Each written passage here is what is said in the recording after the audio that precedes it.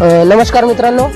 तर आज आपल्याला कॉल होता बोरगाववाडी इथून भावालाल यांच्या शेततळ्यामध्ये नागजातीचा साप पडलाय आणि आपल्याला कॉल केला मनू भाऊ यांनी. तर बघू कोणता साप आहे. म्हणजे त्यांनी तर सांगितलंय नाग आहे, तर आपण बघू कोणता साप आहे. तर व्हिडिओ तेरे बिना जिंदगी तन्हाइयों का सफर, चाहे तुझे किस कदर मेरा दिल ये मेरा जिगर.